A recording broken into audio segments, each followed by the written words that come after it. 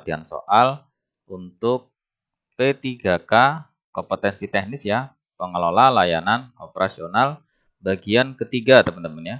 Nanti akan kita simulasikan sebanyak 35 soal. Baik teman-teman, kompetensi teknis itu untuk menilai penguasaan pengetahuan dan kemampuan teknis jabatan yang dilamar sesuai dengan standar jabatan. Tugas pengelola layanan operasional ya, meliputi mengolah data, informasi, mengumpulkan, mengolah, dan verifikasi data, melakukan kegiatan pengelolaan layanan teknis di bidang pengendalian mutu instansi, menyiapkan instrumen pengumpulan data, menginput, merekapitulasi, dan mengolah data, memastikan pengelolaan layanan umum berjalan dengan baik, menyusun laporan operasional yang meliputi kinerja, pengeluaran, dan pencapaian tujuan, melaporkan laporan kepada manajemen untuk pengambilan keputusan. Baik, itu teman-teman pengantar. Kita langsung masuk ke simulasi soal yang pertama. Dalam konteks teori organisasi modern, pendekatan kontingensi menyatakan bahwa A. Struktur organisasi harus melalui hierarkis, B. Teknologi adalah faktor utama dalam desain organisasi, C. Komunikasi formal lebih penting daripada komunikasi informal, D. Tidak ada satu cara terbaik untuk mengelola organisasi, atau E. Spesialisasi tugas selalu meningkatkan efisiensi. Jawabannya adalah ya, kita lihat jawabannya yang D, teman-teman ya. Pembahasan pendekatan kontingensi adalah teori manajemen yang menyatakan bahwa tidak ada metode yang cocok untuk semua orang dalam mengelola organisasi. Teknik manajemen yang paling baik untuk mencapai sasaran organisasi dapat bervariasi tergantung pada situasi atau lingkungan. Nah, sehingganya di sini tidak ada satu cara terbaik ya untuk mengelola organisasi. Gitu. Jadi pendekatan kontingensi itu menyatakan seperti ini, teman-teman. Oke. Selanjutnya, dalam konteks budaya organisasi, artefak merujuk pada A. Elemen-elemen fisik dan perilaku yang dapat diamati, B. Asumsi dasar yang tidak terucapkan, C. Nilai-nilai yang dianut oleh anggota organisasi, D. Misi dan visi organisasi, atau E. Struktur hierarki organisasi. Jawabannya adalah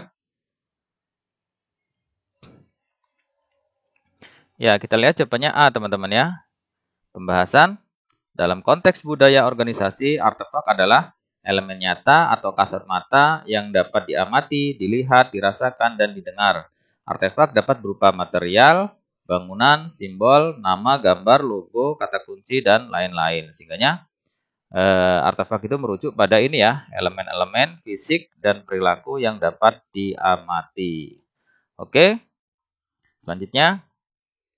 Teori organisasi modern yang menekankan pentingnya memahami organisasi sebagai sistem terbuka yang berinteraksi dengan lingkungan adalah A. Teori birokrasi Weber, B. Teori hubungan manusia, C. Teori kontingensi, D. Teori klasik, atau E. Teori sistem. Jawabannya adalah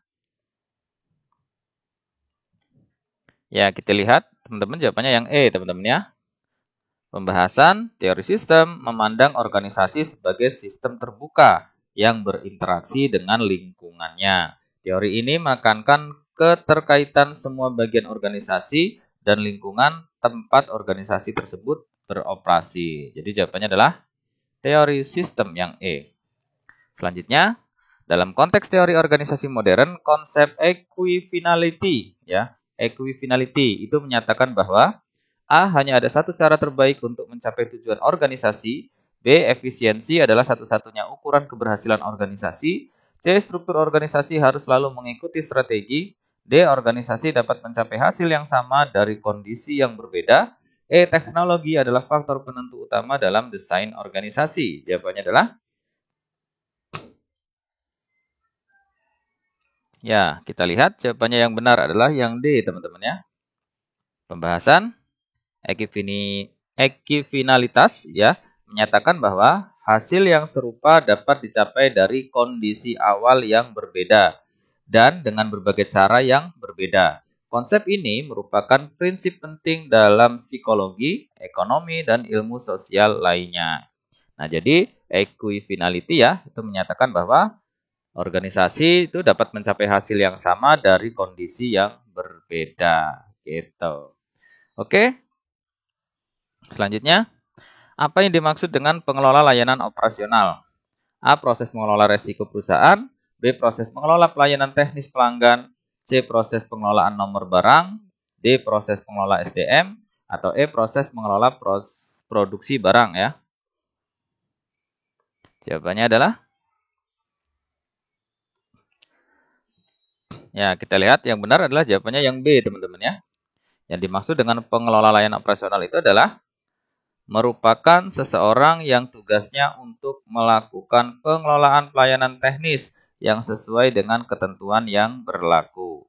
Tugas pengelola layanan operasional secara garis besar adalah berhubungan dengan data yang semua aktivitasnya terlibat dalam penyediaan layanan kepada pelanggan dan efisien dan efektif. Nah, jadi bisa didefinisikan ini ya, proses pengelola pelayanan teknis pelanggan ya. Oke, selanjutnya. Dalam mengelola proyek, metode yang digunakan untuk menganalisis dan mengidentifikasi resiko proyek adalah A. Land Management, B. Risk Management, C. Six Sigma, D. CPM, atau E. SWOT Analysis. Jawabannya adalah ya, jawabannya adalah Risk Management ya teman-teman. Pembahasan risk management berfungsi untuk mengidentifikasi dan mengelola risiko dalam keberlangsungan proyek. Jadi jawabannya adalah yang B, risk management. Selanjutnya, tujuan dari total quality management adalah A. Menghambat inovasi produk, B. Mengurangi jumlah karyawan, C. Meningkatkan barang retur karena cacat, D. Meningkatkan kepuasan pelanggan, atau E. Mengurangi biaya tenaga kerja yang ada. Jawabannya adalah ya, kita lihat jawabannya. Yang benar adalah yang D, teman-teman ya. Pembahasan. Tujuan utama dari Total Quality Management atau TQM atau Manajemen Mutu Terpadu, MMT ya, adalah untuk terus-menerus memperbaiki kualitas pelayanan. TQM bertujuan untuk meningkatkan kualitas produk dan layanan bisnis dengan cara menciptakan produk dan layanan yang benar sejak awal, memenuhi kebutuhan pelanggan, meningkatkan kepuasan pelanggan, mengurangi biaya, mengembangkan nilai-nilai budaya yang baik. Jadi di sini salah satunya ya, tujuan dari Total Quality Management itu yaitu yang ini ya, yang meningkatkan kepuasan pelanggan. Oke. Selanjutnya, salah satu tantangan utama dalam manajemen sumber daya manusia di instansi pemerintah adalah A. Pemborosan pengeluaran pegawai, B. Kurangnya SDM, C. Jumlah pegawai yang over kapasitas, D. Masalah birokrasi yang memperlambat pengembangan pegawai, atau E. Tingkat turnover yang tinggi. Jawabannya adalah ya, jawabannya yang D, teman-teman ya.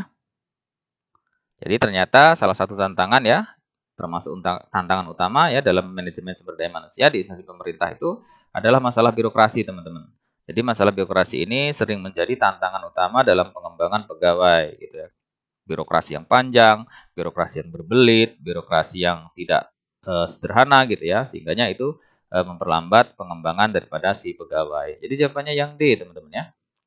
Selanjutnya, proses yang melibatkan penentuan kebutuhan sumber daya, waktu, dan aktivitas untuk mencapai tujuan organisasi disebut A. Penilaian, B. Pengendalian, C. Perencanaan, D. Pelaksanaan, D. Pengorganisasian. Jawabannya adalah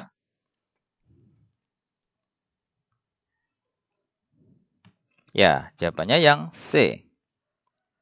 Pembahasan perencanaan adalah proses mempersiapkan kegiatan untuk mencapai tujuan tertentu ya. Jadi di sini yang paling benar adalah perencanaan, teman-teman ya. Yang C, yaitu proses yang melibatkan penentuan kebutuhan sumber daya, waktu, dan aktivitas untuk mencapai tujuan organisasi. Itu definisi daripada perencanaan. Baiklah, selanjutnya. Pengembangan sumber daya manusia yang tepat akan berdampak kepada A. Pengurangan beban kerja, B. Peningkatan kualitas pelayanan publik, C. Peningkatan gaji, D. Peningkatan job description, E. Pengurangan jumlah pegawai. Jawabannya adalah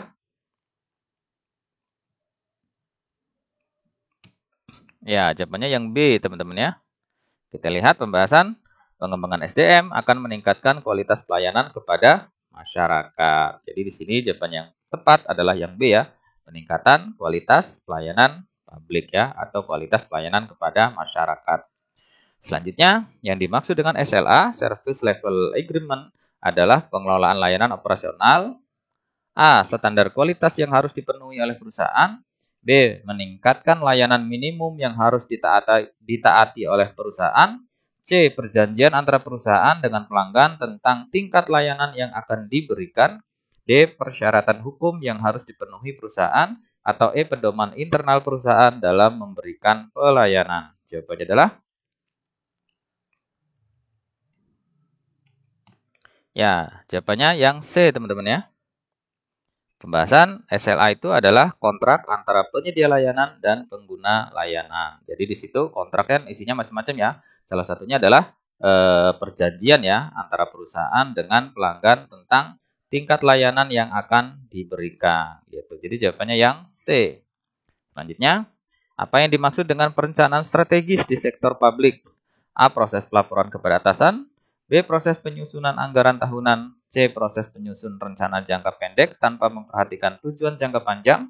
D. Proses pengelolaan proyek pemerintah. Atau E. Proses penyusunan rencana jangka panjang yang berfokus pada pencapaian tujuan dan visi organisasi pemerintah. Jawabannya adalah ya, jawabannya yang E, teman-teman ya. Pembahasan perencanaan strategis membantu organisasi pemerintah menetapkan tujuan dan visi organisasi serta cara mencapainya. Jadi sesuai ya sama dengan yang ini ya. Jadi proses penyusunan rencana jangka panjang yang berfokus pada pencapaian tujuan dan visi organisasi pemerintah. Selanjutnya, apa yang dimaksud dalam pengelolaan sumber daya manusia? A. Pemeliharaan aset.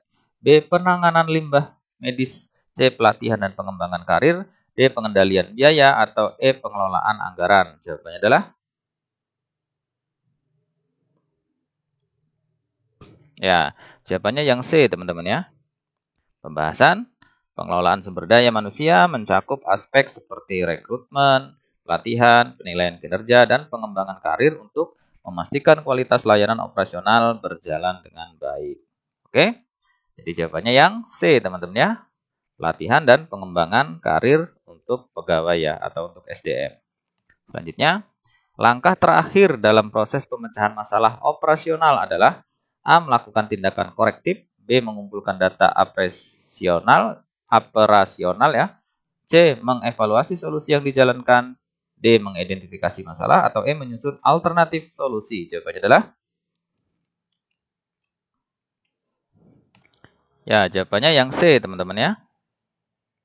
Kita lihat pembahasan langkah terakhir adalah proses monitoring, pengimplementasian solusi yang dijalankan. Jadi jawabannya adalah yang C ya, mengevaluasi solusi yang dijalankan. Selanjutnya, dalam pengelolaan keuangan layanan operasional, apa yang harus dilakukan untuk memastikan transparansi? A. Penyusunan anggaran. B. Pengendalian biaya. C. Audit keuangan. D. Pengelolaan aset. Atau E. Penerapan K3. Jawabannya adalah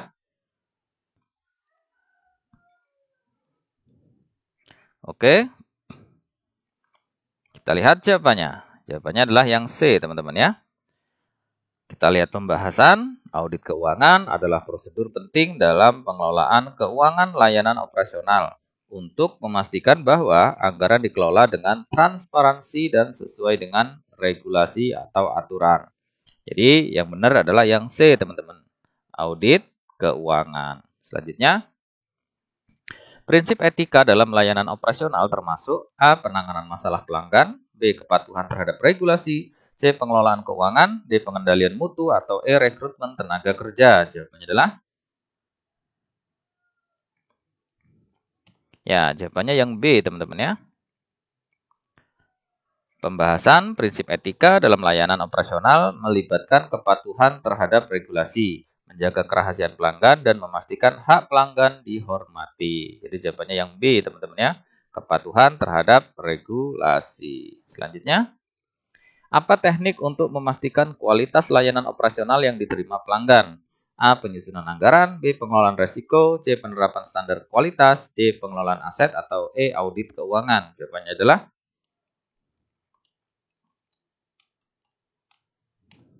Ya, jawabannya yang C, teman-teman ya. Kita lihat pembahasan. Penerapan standar kualitas adalah teknik untuk memastikan bahwa layanan operasional yang diberikan memenuhi standar yang ditetapkan untuk mencapai kepuasan pelanggan ya, atau kepuasan masyarakat. Jadi di sini jawabannya adalah yang C ya, penerapan standar kualitas. Selanjutnya, apa peran utama seorang pengelola layanan operasional? A. Memastikan anggaran tercapai. B. Mengelola kinerja dan efisiensi layanan operasional sehari-hari. C. Meningkatkan penjualan. D. Mengatur kebijakan perusahaan. Atau E. Meningkatkan tunjangan kinerja pegawai. Jawabannya adalah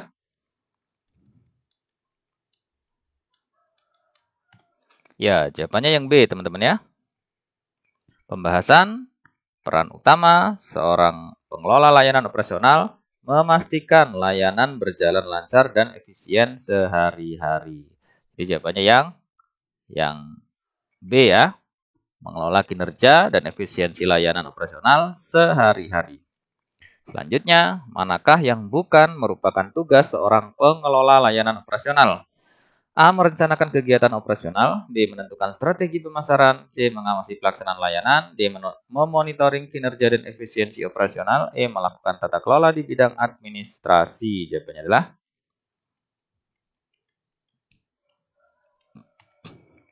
ya, yang B, teman-teman ya. Menentukan strategi pemasaran bukan bagian dari tugas seorang pengelola layanan operasional. Jadi jawabannya yang B, menentukan strategi pemasaran. Selanjutnya, salah satu alat manajemen yang digunakan pengelola layanan operasional untuk meningkatkan efisiensi adalah A. Pemasaran digital, B. Lean manajemen, C. Kampanye media sosial, D. Penyusunan laporan keuangan, atau E. Manajemen konflik. Jawabannya adalah ya, jawabannya adalah yang B, teman-teman ya. Pembahasan Lean Management adalah pendekatan manajemen yang bertujuan untuk meningkatkan efisiensi dan efektivitas perusahaan dengan meminimalkan pemborosan dan memaksimalkan nilai bagi pelanggan. Jadi jawabannya adalah Lean Management ya.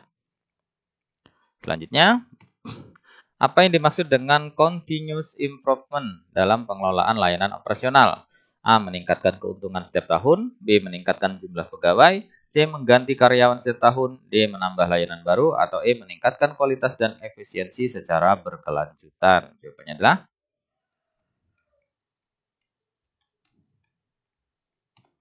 ya, jawabannya yang E, teman-teman ya. Continuous improvement ya, atau CI adalah proses untuk meningkatkan produk, layanan, atau proses secara berkelanjutan. Jadi jawabannya yang E ya, meningkatkan kualitas dan efisiensi secara berkelanjutan. Selanjutnya, bagaimana teknologi dapat membantu dalam pengelola layanan operasional? A. Mengurangi biaya secara keseluruhan. B. Meningkatkan kecepatan dan akurasi proses operasional. C. Menggantikan tenaga kerja manusia. D. Memotong jumlah layanan yang disediakan. E. Mengurangi jumlah pegawai sehingga menghemat anggaran. Jawabannya adalah iya. Jawabannya yang benar yang B, teman-teman ya. Pembahasan teknologi dapat membantu mempercepat dan memperbaiki akurasi dalam pelaksanaan layanan operasional. Sehingga jawabannya yang benar yang B ya, meningkatkan kecepatan dan akurasi proses operasional.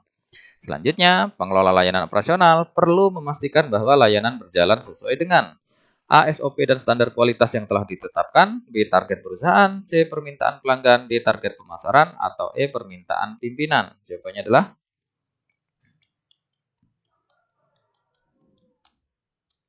ya, betul. Jawabannya yang A, teman-teman ya. Pembahasan layanan harus berjalan sesuai dengan SOP dan standar kualitas yang telah ditetapkan untuk menjaga konsistensi. Jadi jawabannya yang A ya. SOP dan standar kualitas yang telah ditetapkan. Selanjutnya, bagaimana cara terbaik untuk memastikan bahwa layanan operasional tetap efisien? A. Meningkatkan jumlah tenaga kerja. B. Mengurangi beban kerja. C. Mengurangi waktu istirahat karyawan. D. Mengoptimalkan penggunaan sumber daya dan teknologi. E. Meningkatkan jumlah anggaran. Jawabannya adalah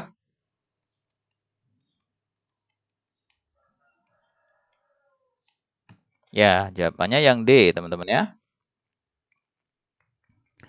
Pembahasan pengelola layanan yang efisien memerlukan optimalisasi penggunaan sumber daya dan pemanfaatan teknologi yang tepat. Jadi jawabannya yang D ya, mengoptimalkan penggunaan sumber daya dan teknologi. Selanjutnya, sistem manajemen mutu atau Quality Management System ya, QMS, digunakan untuk A. Memastikan layanan berkualitas dan konsisten, B. Menurunkan biaya operasional, C. Menambah waktu pelayanan, D. Memperkerjakan lebih banyak karyawan, E. Menghemat anggaran dan meminimalkan jumlah karyawan. Jawabannya adalah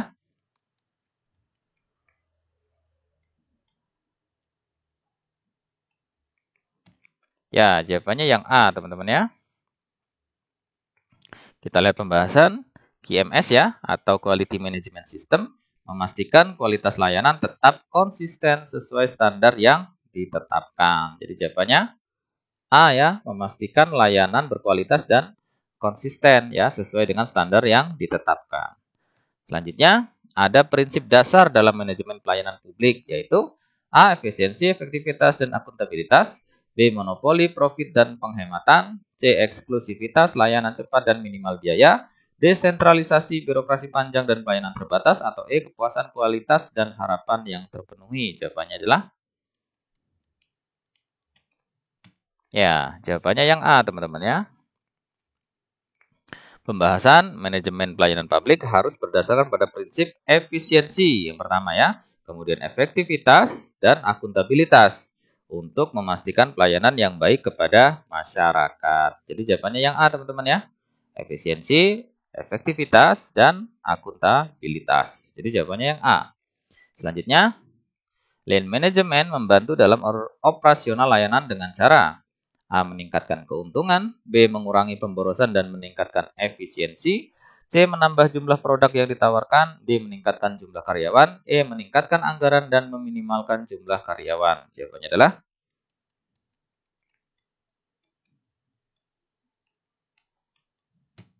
ya, jawabannya adalah yang B, teman-teman ya. Pembahasan lean management adalah pendekatan manajemen yang bertujuan untuk meningkatkan efisiensi dan efektivitas perusahaan dengan meminimalkan pemborosan dan memaksimalkan nilai bagi pelanggan. Jadi jawabannya yang B, teman-teman ya.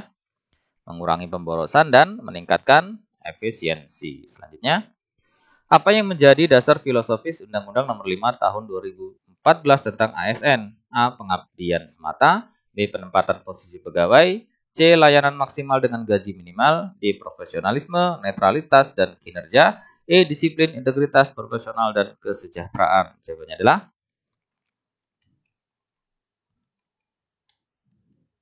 ya, jawabannya yang D ya. Pembahasan Undang-Undang ASN ya didasari pada prinsip profesionalisme, netralitas, dan peningkatan kinerja ASN dalam melayani masyarakat. Gitu. Jadi jawabannya yang D ya, yang sesuai. Profesionalisme, netralitas, dan kinerja. Apa yang dimaksud dengan pelayanan yang responsif terhadap perubahan? A. Pelayanan yang lambat merespon keluhan. B. Pelayanan yang memerlukan birokrasi panjang. C. Pelayanan yang tidak berubah sama sekali. D. Pelayanan yang cepat beradaptasi dengan kebutuhan dan perubahan kebijakan. Atau E. Pelayanan prima kepada masyarakat. Jawabannya adalah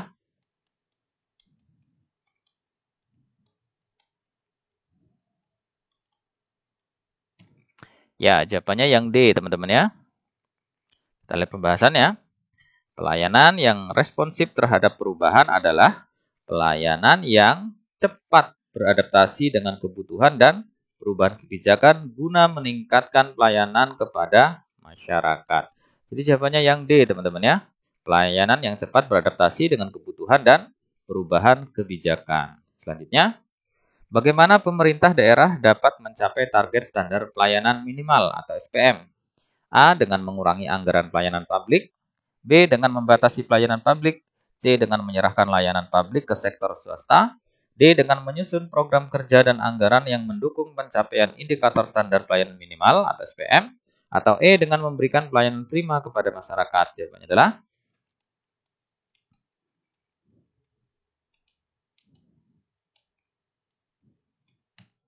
Ya, jawabannya yang D, teman-teman ya. Pembahasan, pemerintah perlu menyusun program kerja dan anggaran yang sesuai guna mendukung pencapaian indikator standar pelayanan minimal atau SPM. Jadi jawabannya yang D, teman-teman ya. Dengan menyusun program kerja dan anggaran yang mendukung pencapaian indikator standar pelayanan minimal atau SPM. Selanjutnya, manakah yang bukan prinsip pelayanan publik menurut Undang-Undang 25/2009? A. Akuntabilitas, B. Partisipatif, C. Gratifikasi, D. Keterbukaan, atau E. Kesamaan hak. Jawabannya adalah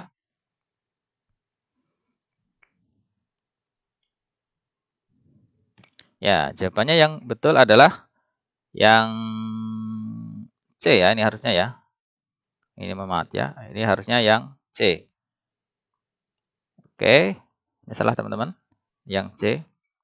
Kita lihat ya pembahasan. Prinsip pelayanan publik Undang-Undang Nomor 25 ya, sesuai Undang-Undang 25/2009 adalah kepentingan umum, kepastian hukum, kesamaan hak ya. Ini kesamaan hak berarti ini oke. Kemudian keseimbangan hak dan kewajiban, keprofesionalan, partisipatif ya, berarti partisipatif ini teman-teman. Kemudian persamaan perlakuan, tidak diskriminasi ya. Kemudian keterbukaan. Nah, keterbukaan ini akuntabilitas, akuntabilitas ini ya. Kemudian ketepatan waktu gitu. Jadi gratifikasi nggak masuk dalam prinsip pelayanan publik ya, sesuai dengan Undang-Undang 25/2009. Jadi yang masuk ini yang saya garis-garis merah ini teman-teman ya. Nah, masuk di sini adalah yang A masuk ya, yang B masuk, yang D masuk, kemudian yang E masuk. Yang nggak masuk ini ya. Sehingga jawabannya adalah yang C ya, ini. Yang C yaitu gratifikasi. Selanjutnya, fungsi utama dari manajemen pelayanan publik adalah A. Menjaga stabilitas politik, B. Meningkatkan kualitas pelayanan dan memenuhi kebutuhan masyarakat, C. Meningkatkan anggaran negara, D. Meminimalkan interaksi antara pemerintah dan masyarakat, atau E. Meningkatkan kedisiplinan pegawai. Jawabannya adalah ya, yang benar jawabannya yang B, teman-teman ya. Pembahasan fungsi utama dari manajemen pelayanan publik adalah untuk meningkatkan efisiensi, efektivitas, dan kualitas layanan publik. Jadi jawabannya yang B ya, meningkatkan kualitas pelayanan dan memenuhi kebutuhan masyarakat. Selanjutnya, peran penting pengelola layanan operasional dalam pengambilan keputusan terkait SDM adalah A. Meningkatkan kedisiplinan pegawai untuk peningkatan layanan operasional kepada masyarakat, B. Meningkatkan tunjangan pegawai guna peningkatan produktivitas pegawai, C. Meningkatkan anggaran layanan, D. Mengurangi jumlah pegawai, atau E. Mengatur jadwal kerja dan alokasi tenaga kerja sesuai kebutuhan operasional. Jawabannya adalah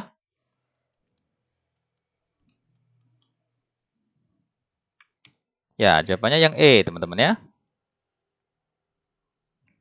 Pembahasan pengelola layanan operasional mengelola jadwal kerja dan alokasi tenaga kerja sesuai kebutuhan operasional. Jadi yang terkaitan dengan SDM ya, pengelolaan layanan operasional dalam pengambilan keputusan ya terkait SDM itu ya ini mengatur jadwal kerja, alokasi tenaga kerja sesuai kebutuhan operasional. Jadi jawabannya yang E, teman-teman ya.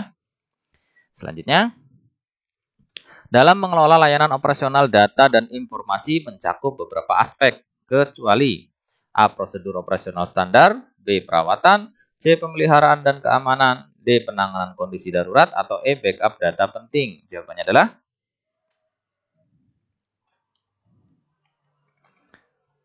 oke, jawabannya yang E, teman-teman ya. Kita lihat pembahasan. Mengelola layanan operasional data dan informasi itu mencakup beberapa aspek seperti prosedur operasional standar ya, perawatan, pemeliharaan, keamanan, dan penanganan kondisi darurat. Aspek-aspek ini penting untuk memastikan pemanfaatan layanan data center dapat optimal. Jadi yang tidak ada adalah backup data penting. Nah, jadi jawabannya yang E ya. Selanjutnya, terakhir ya. Berikut ini yang bukan menjadi konsep dasar pusat data adalah A. Manfaat dan risiko pusat data, B. Standar dan acuan pusat data, C. Lokasi, konstruksi, dan bangunan pusat data, D. Prosedur operasi standar, atau E. Komponen pusat data. Jawabannya adalah ya, jawabannya yang D, teman-teman ya. Kita lihat pembahasannya. Konsep dasar pusat data itu adalah manfaat dan resiko pusat data, standar dan acuan pusat data, lokasi, konstruksi dan bangunan pusat data, serta komponen pusat data. Jadi prosedur operasional standar ini tidak ada ya. Nah, jadi jawabannya yang D. Oke, teman-teman, demikianlah ya beberapa contoh soal untuk pengelola layanan operasional bagian ketiga. Ini sudah part 3 ya. Mudah-mudahan apa yang sudah kita simulasikan tadi ya, dari part 1, part 2, ini part 3, itu menambah wawasan teman-teman, menjadikan sebuah gambaran, sehingga saat ujian nanti teman-teman sudah bisa menjawab dengan baik semua soal-soal yang ditampilkan ya, atau yang diujikan.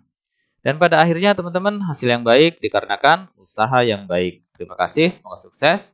Sampai jumpa di pembahasan soal selanjutnya. Assalamualaikum warahmatullahi wabarakatuh. Salam.